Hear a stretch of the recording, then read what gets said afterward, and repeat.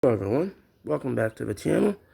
In this video, we are going to be reviewing AEW Revolution 2024. We'll talk about the matches that happened on the card. If you like talking about wrestling, you like wrestling gaming highlights, or reading books, then hit the subscribe button. Also, if you can leave a like on this video, it would be very much appreciated. And if you want to know more about when things are coming out on the channel, you can go to Twitter, where the username is the same as the YouTube channel name. And on Instagram is the same thing, Wrestle Read Tunes. Alright, we're going back to Bleacher Report. AEW Revolution 2024 results, winners, live grades, reaction, and highlights. The Icon took his final bow Sunday night at AEW Revolution as Sting wrestled his last match, teaming with Darby Allin to defend the AEW World Tag Team Championships against the company's megalomaniacal EVPs, Matthew and Nicholas Jackson. Did the Hall of Famer enjoy one last success under the bright lights, retiring a champion, or did the EVPs acquire even more power by taking the titles that have eluded them since 2022? Find out the answer to that and more with this recap of Sunday's pay-per-view broadcast, live from the historic Greensboro Coliseum, home to some of the most unforgettable moments in professional wrestling history. Going to be continuing on here. The match card announced in advance of the Revolution pay-per-view were AEW World Tag Team Championship match, Sting and Darby Allin versus Matthew and Nicholas Jackson. AEW World Championship match, Swerve Strickland versus Samoa Joe versus Hangman Adam Page. AEW Women's World Championship, Deonna Purrazzo versus Timeless Toni Storm. AEW International Championship match, Orange Cassidy versus Roderick Strong.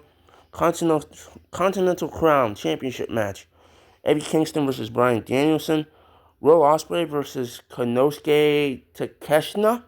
I think that's how you pronounce it. And if I botched it, my bad. TNT Championship match, Daniel Garcia versus Christian Cage.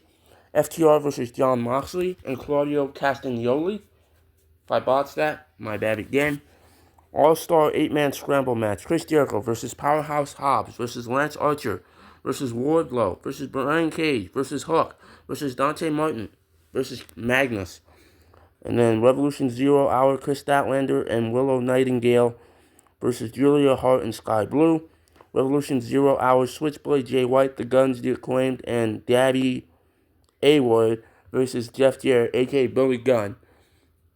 With Jay White, Willie Mack, Satnam Singh, and Private Party. 0 Hour 12-man tag team match. The Bang Bang Scissor Gang kicked off Sunday's 0 Hour kickoff show with a big win as Ring of Honor's as World Trios Champions Jay White and the Guns partnered with AEW World Trios Champions The Acclaimed and Billy Gunn to defeat the mishmash team of Jeff Jarrett, Satnam Singh, Jay Lethal, Private Party, and Willie Mack in a bloated 12-man tag team match. A messy match benefited from a hot crowd, but not enough to elevate its overall quality. There was plenty of action, sometimes disjointed, that concluded with Switchblade leveling Mack with a Blade Runner for the win. For a match thrown onto the card mostly to get everyone on the show, this was fine. When you take into account White wasting away at the spot on the card, though, it only makes the meaningless of the match stand out. I was a guy who arrived in the company with so much momentum on his side and challenged for the world title last fall in such a spot. A post-match promo teased something of substance, potentially coming at the Big Business episode of Dynamite on March 13th in Boston. For his sake, hopefully it is something with long-term substance. As they said, was in a title match last fall. He was, what did they say here? How is a guy who arrived in the company with so much momentum on his side and challenged for the world title last fall in such a spot? And he had a good match with MJF at Full Gear. I preferred their match over the Texas, that match that Hangman Adam Page and Swerve Strickland had. That may be a hot take, or not, but yeah, I prefer the Jay White versus MJF for the AEW World Championship. So yeah, I don't watch the 0 hour matches. I just watch the main pay-per-views. Same with WWE's kickoff. Um uh um Kickoff that they do before their before the pay-per-view. I don't watch that stuff. I mainly watch the main shows. And speaking of WWE, in the Elimination Chamber review, I just want to say Randy Orton, man, inside the Elimination Chamber, that was crazy. Like his back, it was not looking too good for Randy Orton in that match. Cause he was in pain a lot. He was holding his back a lot. So that was crazy. But thankfully, it seemed like he was all right, and he still managed to put on a good performance in the match, as did everyone else. But it was looking rough there for him.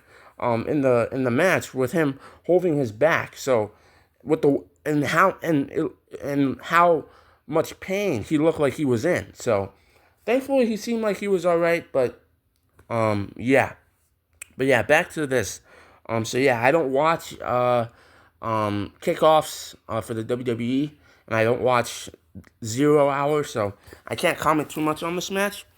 So yeah. So yeah, I prefer the Jay White against MJF, with MJF defending the AEW World Championship against Jay White at Full Gear last year. So yeah, moving on to the next match. 0 hour. Willow Nightingale and Chris Statlander versus Sky Blue and Julia Hart, a match I also did not watch.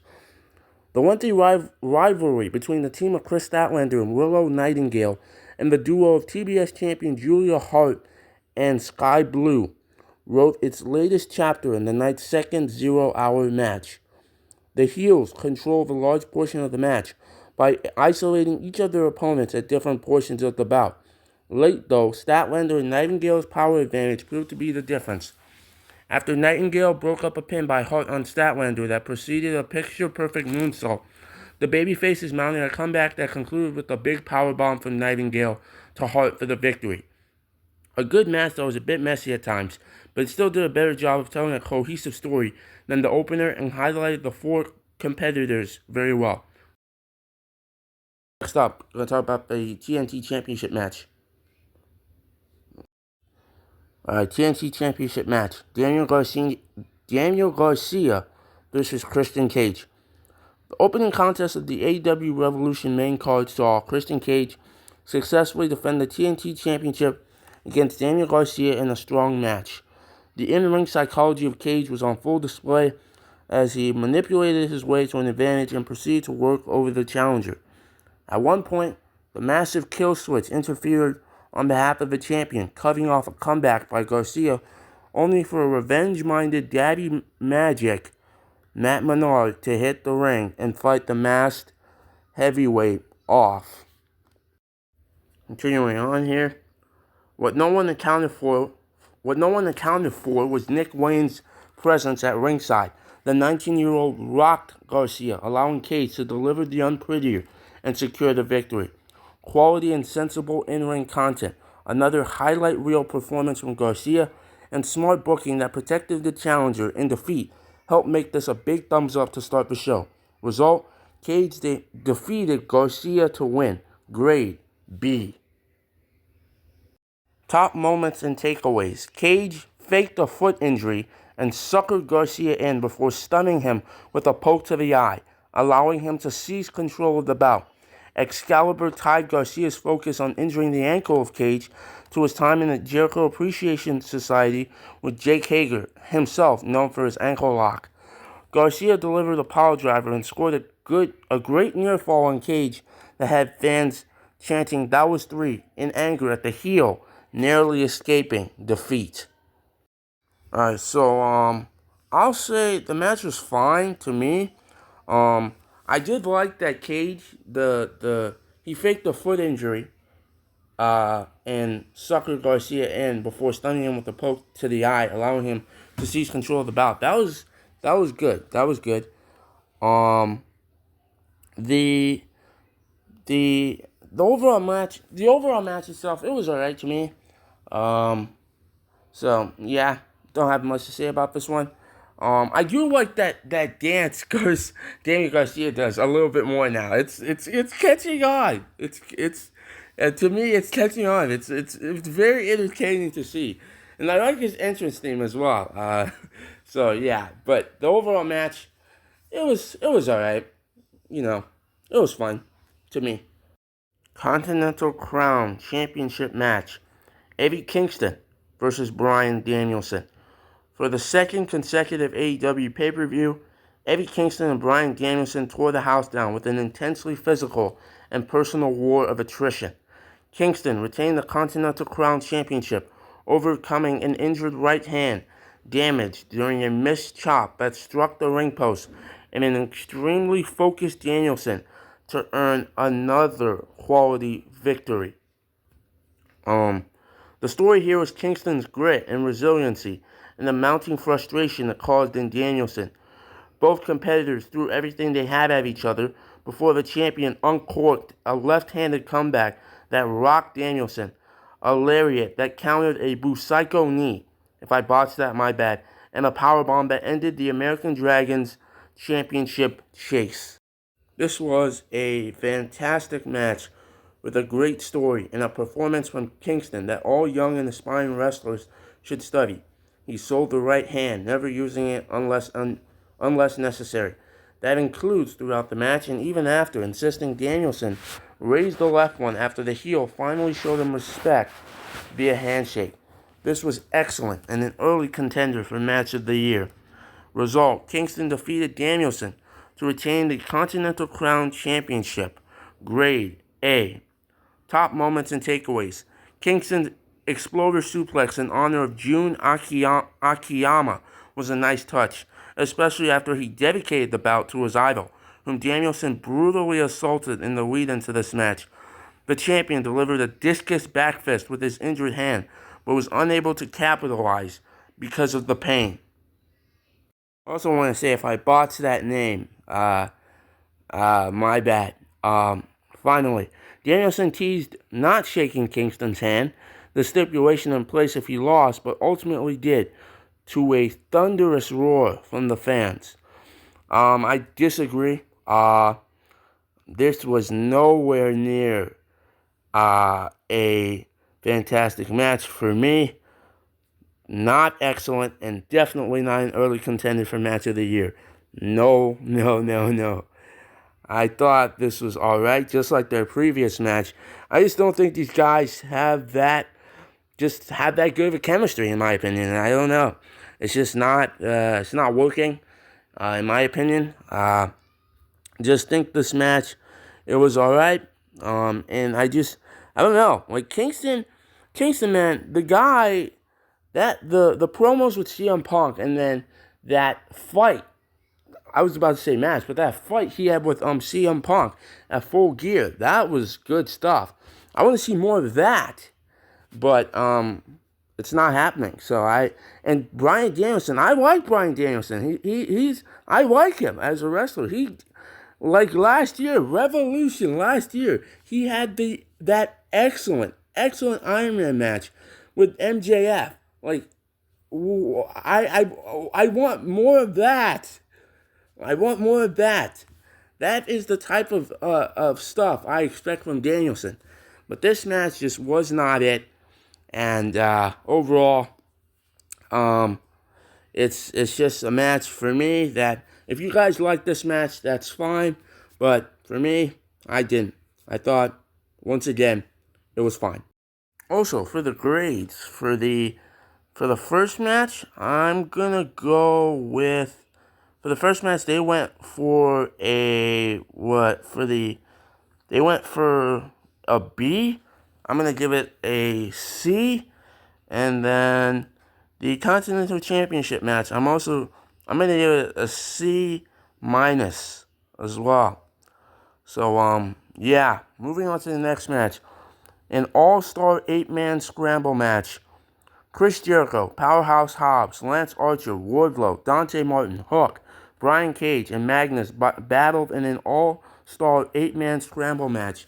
A late addition to the card after injuries forced the cancellation of the previously booked Meat Madness match. Different fields of competitors, same outcome though. On the heels of a bombshell promo, Wardlow channeled his sudden momentum into a hard-fought victory, obliterating Martin with a power bomb for the win. Yeah, so the match was essentially a collection of spots and sequences with no connective thread to speak of.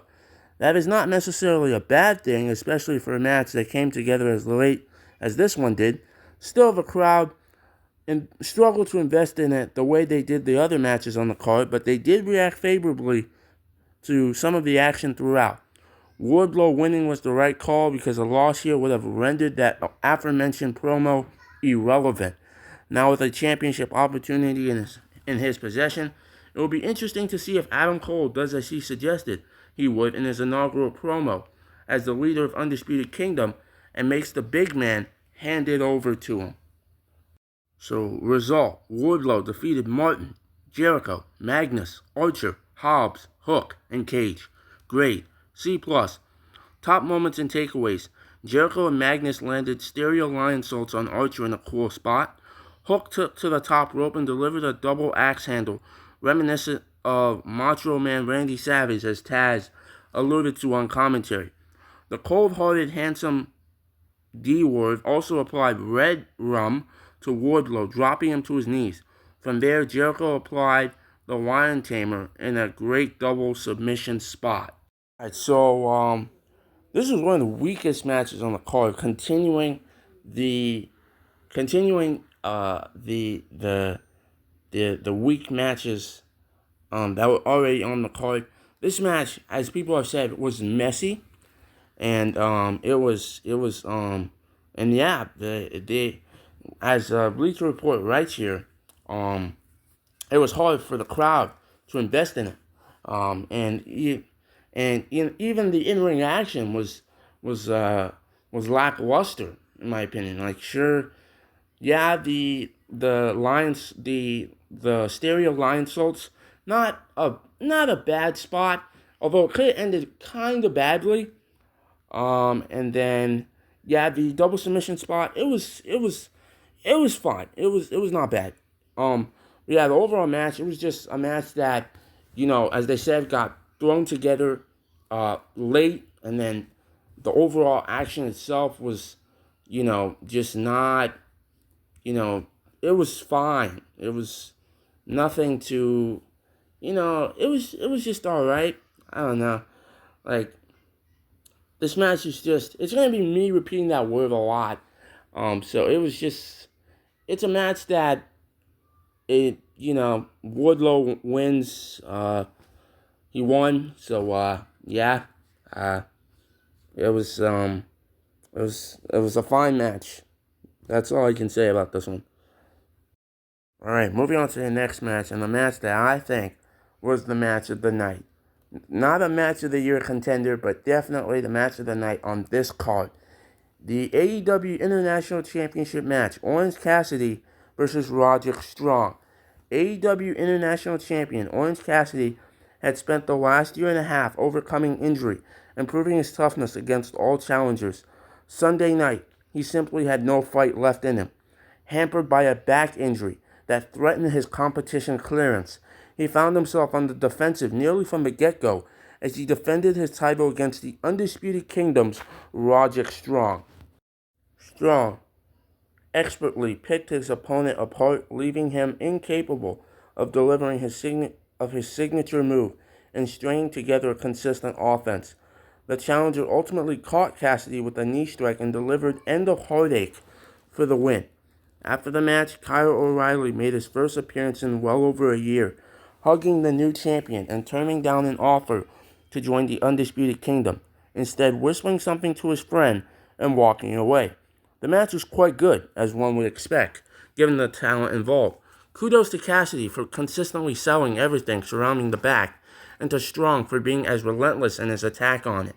The O'Reilly development was interesting and should create some drama within the Undisputed Kingdom, maybe even heat it back up after it descended into the Ice Age in terms of crowd heat and significance over the last few months. Regardless of what it means for the story, It was a welcome return for one of the great technicians of the last decade. Result: Strong defeated Cassidy to win the International Championship, Grade B.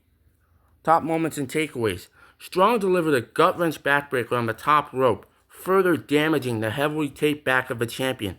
Cassidy broke out the Panama Sunrise to Strong, a great dig at the challenger's best friend Adam Cole. The champion sold the back injury consistently throughout, even failing to lift Strong into the beach break without the assistance of the ropes. And I'm going to agree with mostly everything here. I definitely agree. That gut wrench backbreaker on the top rope, that was crazy. The Panama Sunrise, that was good stuff. And then, yes, definitely, he sold the back injury consistently throughout. He did a good job selling the bad back. And then, yeah, failing to lift Strong to the beach break without the ropes, without the assistance of the ropes. I definitely think this was a good match. You know, they did a good job, man. And I would like to see a rematch between these two because I like this match. I like the match that they have here. It was good stuff. So yeah, so this one was good, and in my opinion, the match of the night. FTR versus Jon Moxley and Claudio Castagnoli. In the home of some of the greatest tag team encounters in the history of Jim Crockett Promotions, Blackpool Combat Club's Jon Moxley and Claudio Castagnoli defeated FTR's Dax Harwood and Cash Wheeler in another superb match.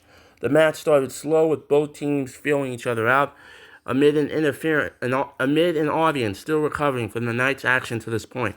Once things picked up, though, the crowd came alive and the match intensified. Harwood bled buckets late. The drama was at a high, following some quality near falls, and the crowd was behind the idea of the hometown FTR scoring the victory. The alertness of the BCC, though, allowed them to break up several attempted pins by the babyfaces and ultimately put them away with stereo submissions. Much was made after the match of Moxley and Castagnoli being individuals in a group, with the win solidifying them as a team. It would seem to suggest that a future as a tag team is not out of the question, nor is a championship opportunity. If that is the case, the outcome at least had a purpose. Still, it felt like a misstep given FTR was in their home state, in an arena that the teams they molded themselves after made famous. Result: Moxley and Castagnoli defeated FTR. Grade A. Top moments and takeaways. Moxley and Castagnoli wore Road Warriors-esque shoulder pads to the ring, paying tribute to one of the great teams to compete in the hallowed grounds of the Greensboro Coliseum. Harwood caught his head on the ring post or steps, busting him open and leading to the proverbial crimson mask. Castagnoli countered the Shatter Machine and delivered the big swing to Harwood, while Moxley downed Wheeler with a cutter in a great spot. Alright, so I heard that that part where they said a misstep that given FTR was in their home state in an arena that the teams they molded themselves after made famous. So yeah, I've heard from other reviews that people have said that as well. That that FTR should have won this match because it's in their home state, and so yeah. Also, speaking of in the Road Warrior-esque shoulder pads, I heard people making fun of this as well, and I agree. Like I've seen the Road Warriors, and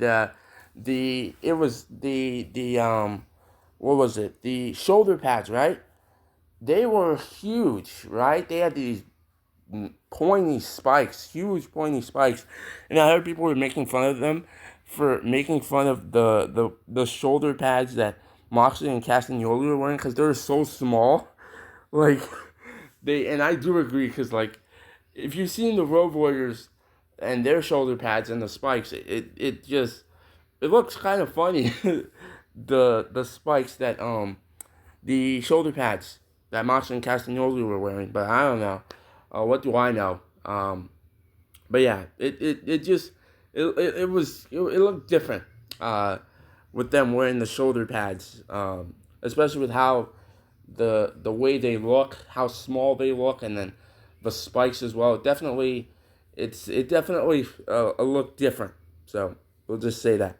I think there was a spot in the match where uh, Claudio was on the shoulders of one of the members of FTR, and then one of the other members was on the top rope, and I think Claudio caught one of the members of FTR coming from off the top rope, and like turned it into a power slam. That was a good spot. That was a good spot. So yeah. Um, so yeah, I don't. So going back to the AEW International Championship match, they gave the grade a B. I agree. That's a fair grade. I'll also give the match a B. But this match, they gave it an A. Gonna take that down, and we're going to give it a C minus. So, yeah. I've seen there have been better tag team matches for sure in both in professional wrestling history. And this match is just it's just a fine tag team match. So yeah, it was fine. AEW Women's World Championship match: Deonna Purrazzo versus Timeless Toni Storm. Timeless Toni Storm can thank her butler, Luther, and an obsessively loyal fan, Mariah May, for the continuation of her reign as AEW Women's World Champion.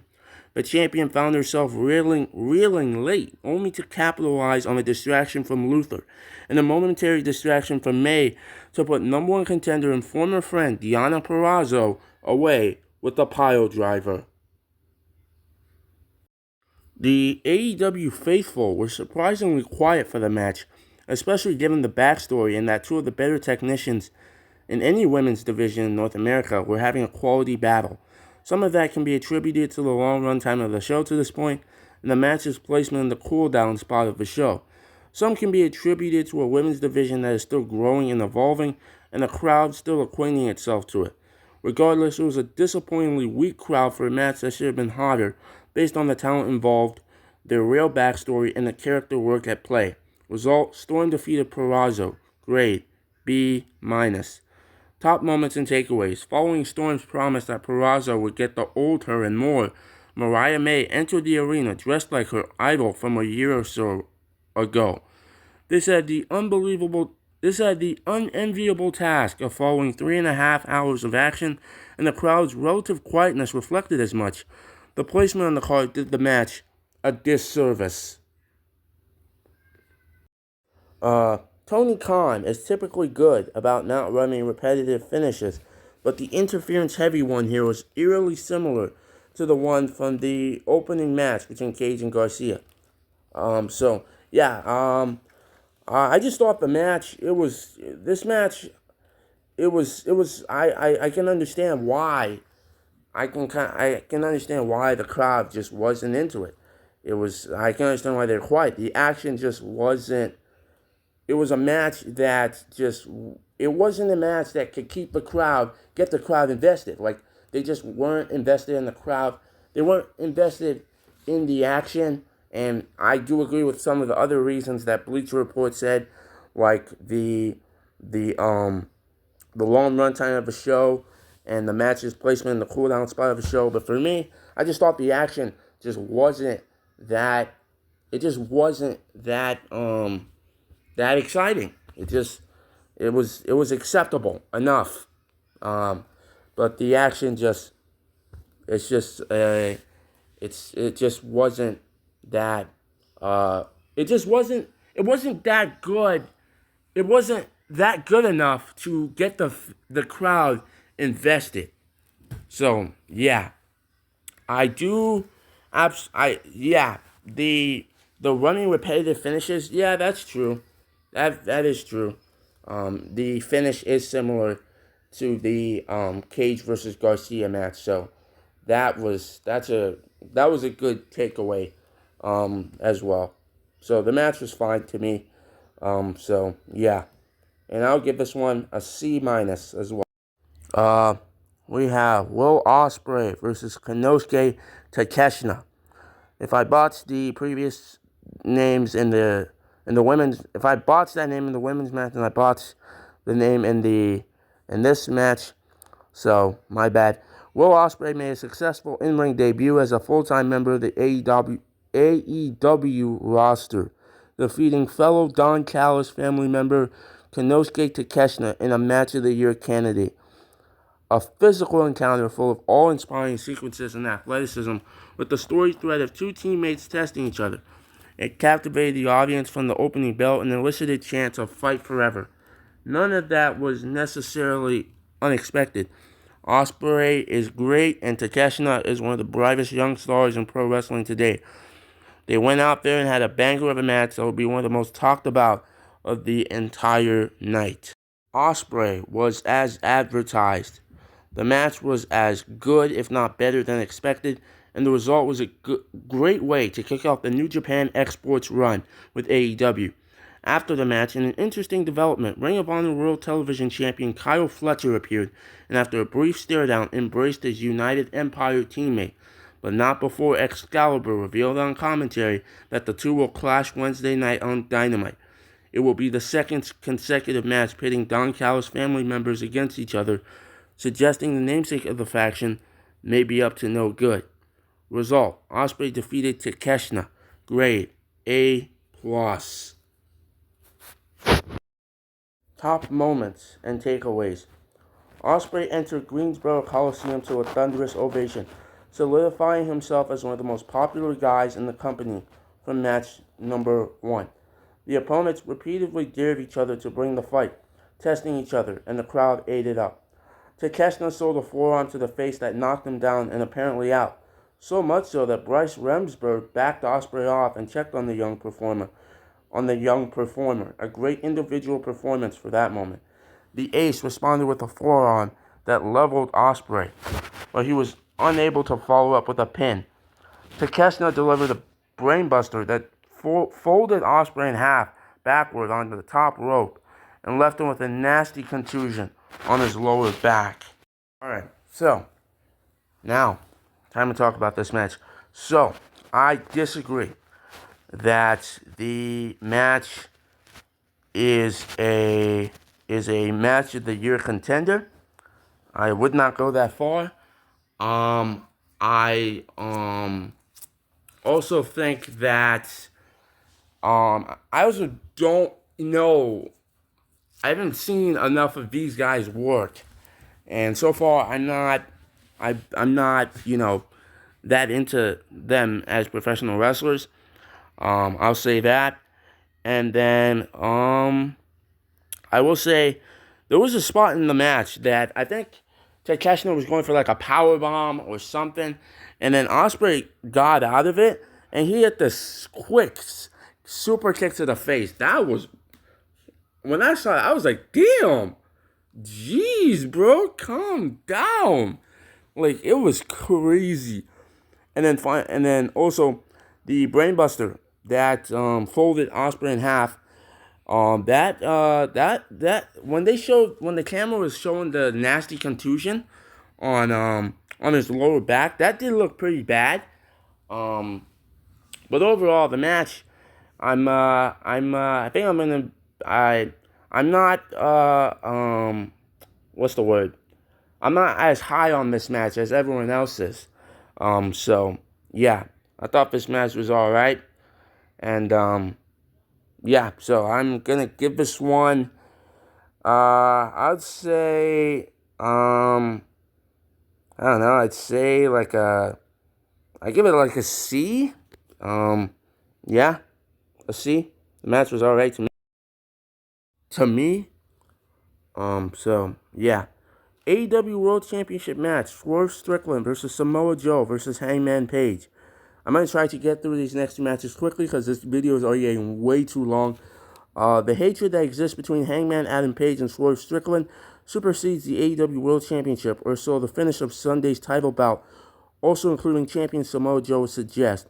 An action-packed main event that highlighted each star, as well as the ongoing rivalry between the two challengers, came to a head when Joe trapped Page in the Coquina clutch before Strickland could break it up. Page tapped out, awarding the match to the champion. The insinuation in commentary was that Page's hatred for Strickland was such that he tapped out on purpose to prevent his foe from winning the world title, and that flies in the face of everything that the audience just watched and invested in. The goal of a world title match should always be to win the title. In theory, competitors work their entire careers to get that championship opportunity, and for one of the challengers in such a match to just voluntarily tap out to stick it to someone else is asinine and insulting to the viewer. Sure, there's a story at play here between Strickland and Page that has seen them do things the likes of which we have not ever seen before. They have portrayed disdain for each other extremely well, but that does not excuse diminishing the value of the prize that everyone on the roster should be fighting for. The match was good, quite so. That was hampered by the massive creative misstep in the closing seconds. Result. Joe defeated Page and Strickland to retain the AEW World Championship. Grade B+ for the match, D for the finish. Call the whole thing a C+. Top moments and takeaways. Strickland was the overwhelming fan favorite. He's a future world champion, if not the next one. Swerve's obsession with beating Page led him to not follow up on covering Joe, instead focusing on Hangman and gaining only a 2 count following the house call to the back of the head. A nice bit of storytelling based on the established narrative of hatred between the challengers. Hangman obliterated referee Bryce Remsburg, ensuring he would not count the fall that delivered Strickland the championship. Swerve refused to use Prince Nana's crown, which he utilized to beat Page in their first encounter. Alright, so I thought the match was fine. One of the weaker triple threat matches that have happened in professional wrestling history, in my opinion. Especially because I'm not really that big of a fan of any of the competitors in the match. The main thing I want to talk about is absolutely there's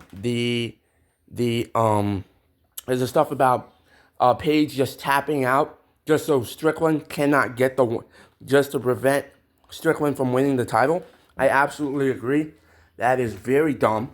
Why? That makes no sense. Like, why would he do that? Like, no.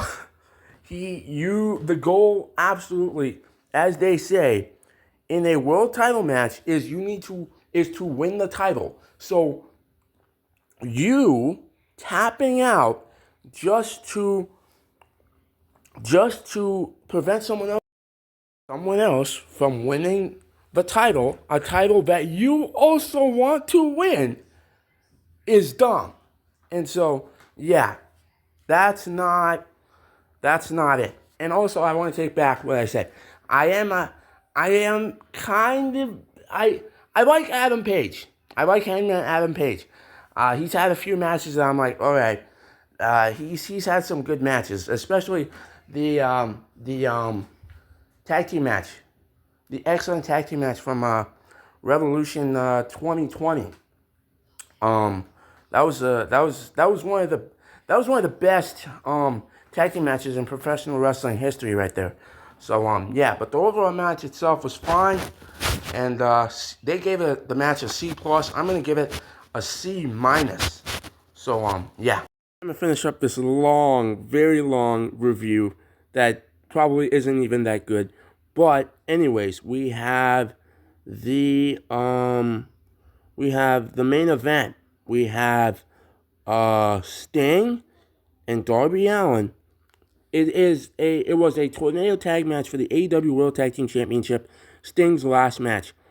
The legendary career of wrestling's last great icon, Sting, concluded Sunday night in a wild, chaotic, violent main event that saw him and Darby Allin defeat Matthew and Nicholas Jackson, the Young Bucks, to retain the AEW World Tag Team Championship in a tornado tag team match.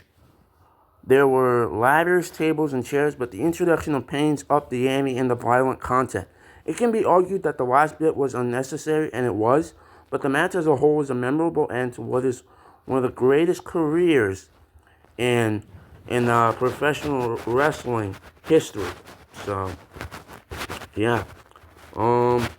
Next up, so what we have here, was a memorable end to what is one of the greatest careers for any star in professional wrestling history.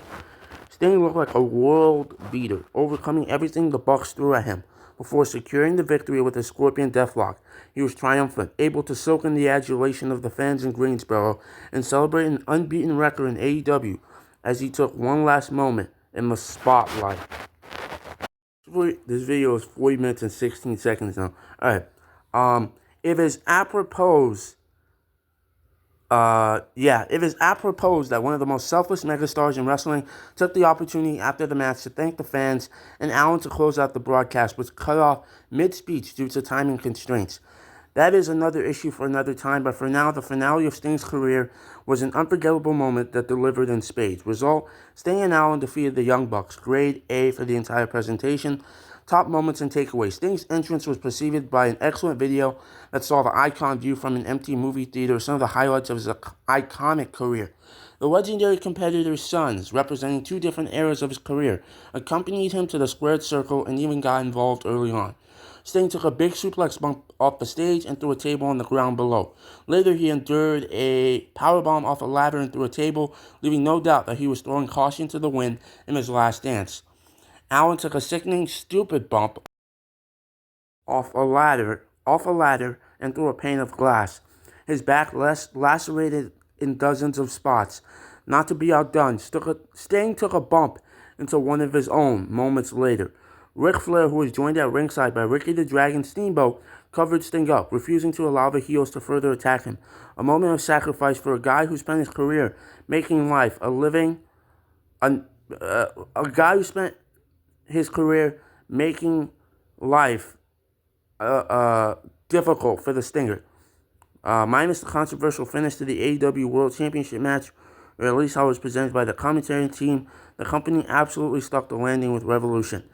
There were two legitimate match of the year contenders here in Kingston versus Danielson and Ospreay versus Takeshita, and everything else ranged from good to great. The video is 42 minutes and 12 seconds now. Finishing up here. Mostly importantly, the show was sold on the back of Sting's retirement match, and the main event lived up to expectations. The greatest Avenger in wrestling history once again thwarted the plans of the evil and unjust, sending fans home happy and bringing an end to his career. Everything that hit did mostly, and the result was a great way to kick off the company's pay-per-view slate here in 2024. Grade A. So, yeah, the main event was good. It was, it was a good main event. It definitely delivered. It was an entertaining match. It did its job. It entertained. It was an entertaining match. Darby Allin's bump, I do agree, it was stupid. And I understand that people have said, like, they discussed it backstage and, like, planned out the spot. But even still, that was so dumb. Like, when the camera was, I think the camera, zoomed in on his back, it looked disgusting. Like, that was just brutal. That was just... I still don't understand why he would take that bump, but that's just me. I'm not a wrestler, so I don't know. But it looked brutal. Seriously. Like, that just... Wow. Maybe... I'm going to agree with Bleacher Report here. Maybe bringing the glass out was a little too much and didn't need to be there, but overall, the match was entertaining. Alright, gonna quickly wrap up here. I thought the pay-per-view was fine. Most of the matches got a C or a C minus. The only two matches that I would that I thought were good, were at least that I thought were good were the International Championship match and the main event. Those were good matches.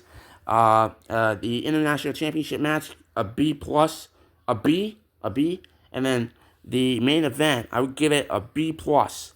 So yeah, and then the overall event, I would give it a, we'll go with either a C minus, a C, or somewhere between like a B or a B minus. So if you like this video, hit the subscribe button. If you like talking about wrestling or reading books, then hit the subscribe button. Also, if you can leave a like on this video, it would be very much appreciated. And if you want to know more about when things are coming out on the channel, you can go to Twitter, where the username is the same as the YouTube channel name, and on Instagram is the same thing, WrestleRetunes. Bye.